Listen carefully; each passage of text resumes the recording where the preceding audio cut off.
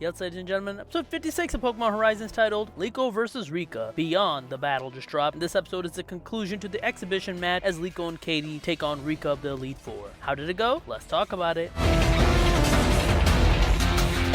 This episode has two story threads running through it. The first one is the battle between Liko and Katy versus Rika, and the second one is regarding Dot, Terapagos, and the introduction of Penny into the anime. Let's talk about the battle portion first, since it's the emotional core of the episode. Liko's super nervous to start the battle. Even Rika can see it, and tries to get her to relax. She's successfully able to do so before the battle begins, but it shows that Liko is not really a battler. The Pokemon involved in this battle are Floragato and Lokix on one side, and Dugtrio and Paldean Wooper on the other. I won't go move by move here since this is one of those battles that I think needs to be watched, but the main idea is that Liko early in the battle is struggling to both work together and pay attention to the battle. She's too caught up in what she needs to do properly. So throughout the battle, Rika tells her the things she needs to focus on is winning the battle, and questions why she wants to battle. This gets her going, and she's able to battle a little bit better, dodging multiple moves and countering. This even piques the interest of Gersha, the Ice-type gym leader. However, in the middle of going for a quick attack, Floragato has to be saved from poison jabs by Lokix, who takes the hit. It gets poisoned, which causes it to activate Swarm, and we get an awesome looking bit of action here, where Lokix goes crazy and gets some great damage in on both Rika's Pokemon, lowering Clodsires' attacks and paralyzing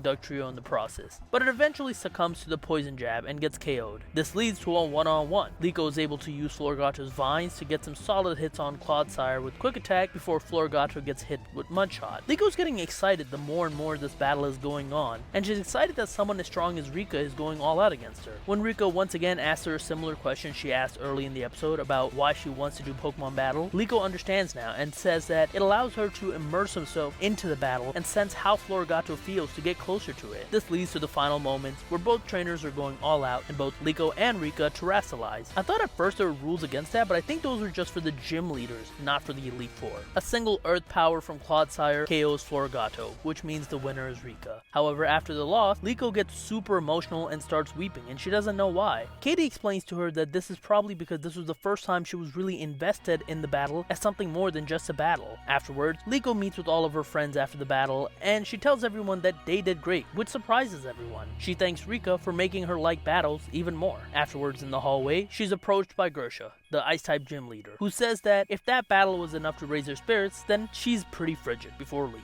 This is obviously setting up a battle between the two. The second thread of this episode, regarding Dot and Terapagos, leads to something smaller but a bit more interesting. In this bit of the story, where Dot loses Terapagos and goes into the school library to find it, we learn a couple of things. First, Dot loves occult magazines, the book that had the fictional Pokemon and things like that. When Terapagos goes into the library and she's trying to find it, eventually Dot comes across Penny, who's holding the Terapagos bag. We learn that Penny works in the school database system, and she noticed Chalice's info came in the school database out of nowhere, so she's been suspicious and been keeping an eye out on her. While talking, Terapagos once again goes down the stairs, so Dot has to go downstairs and grab it and hide it from Chal, who by the way, Dot doesn't seem to recognize. She then sees the book that Chalice was looking at, which is the Scarlet Book, and that's where she goes to the page that contains the picture of the stellar form Terapagos, which Terapagos seems interested in. She exchanges information with Penny in case she finds something on Chalice and leaves. Currently our heroes, while having Dot, aren't technologically savvy enough to beat the explorers, who seem like they're a step ahead in everything. If you played Pokemon Scarlet and Violet, then you know that Penny is a character who's an incredibly smart hacker. So, in order to counter someone like a Spinel, who's doing all of these behind the scene things, it seems like Penny will be the answer that our heroes need. She makes it back to Liko's battle before it ends, and after Liko's exchange with Gersha, Dot brings and shows the book to Roy and Liko, who notice it kinda looks like Terapagos, before thinking about their future adventures ahead.